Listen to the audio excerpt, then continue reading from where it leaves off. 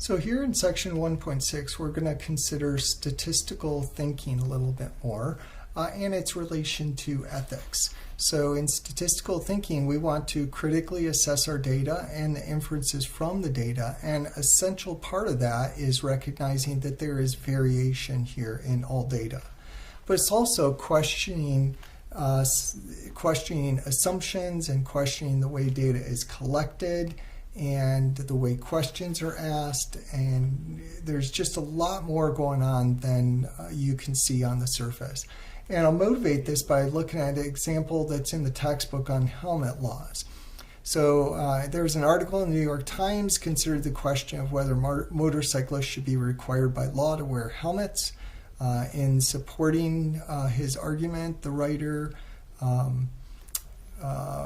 who was the editor of the magazine for Harley-Davidson bikers, presented results from one study that claimed 9 states without helmet laws had a lower fatality rate of 3.05 deaths per 10,000 motorcycles than those that mandated helmets, 3.38, so notice higher death rate.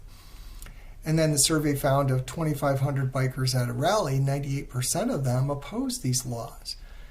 Based on this information, do we think it is safer to ride a motorcycle without a helmet? And if not, what further statistical information would we like? Well, in looking at this, we first need to consider here who collected this information. And it was the editor for a magazine for Harley-Davidson bikers. So this is a Harley-Davidson editor, which is not something that's independent, okay? So this was not an independent organization. And that's a problem because that allows for more chance of bias. We also want to look at how the data was collected. So let's see here. We took a survey here. So it was a survey, which is a volunteer sample. And it was a survey of 2,500 bikers at a rally. So, and it's only bikers at a rally. So this was a survey. It was not random. They don't state here that we randomly selected 2,500. So it was not random selection.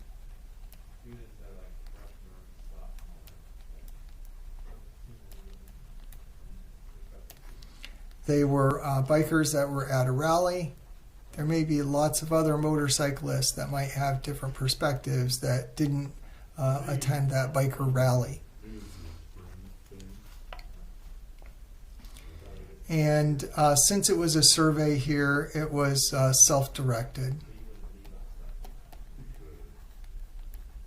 And that always allows the chance that the people that chose to complete the survey had different feelings maybe than the whole population.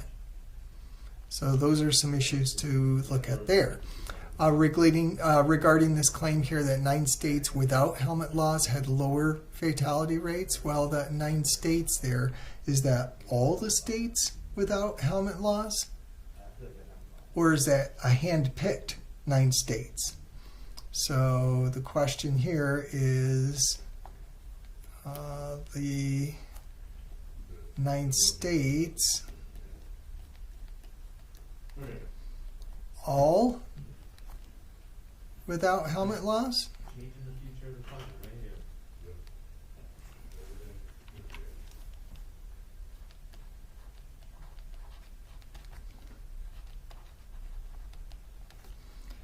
Or are those hand-picked? We just hand-pick the ones that supported our case.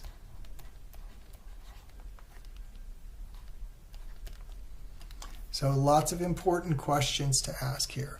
Regarding the claim that 98% of respondents oppose such laws.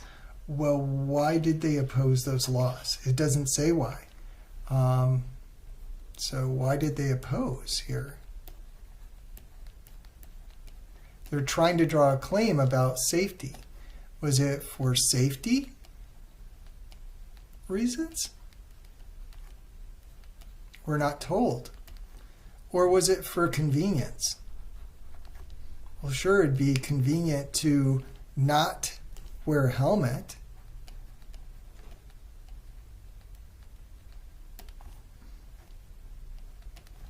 And, maybe bikers would say, oh, yeah, it'd be convenient to not wear a helmet. So, yeah, I think we shouldn't have helmet laws. But that doesn't support a safety case. So lots of important questions to ask here to make sure that we are collecting our data properly and drawing proper conclusions. Now, if this sample was biased on purpose to mislead people, then that would be an unethical statistical practice. So this is always something to consider. And then looking at survey data in general, some common problems with survey data is they're non-random samples. So they can also suffer from non-response bias, and that's where the individuals here who do not respond to the survey have different views than those who did respond. So sometimes the people that respond to a survey are those that have very strong opinions one way or the other, and it ends up being not representative.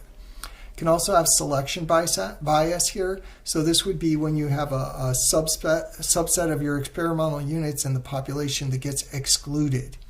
And so that means that those units have no chance of being selected in the sample. So, for example here, if you're going to do a telephone survey and you're going to miss people who do not have phones, or if you're going to do, say, a Twitter survey, then you're going to miss all the people who don't use Twitter. And they might have different opinions. So that would be Twitter users only that could participate in that survey.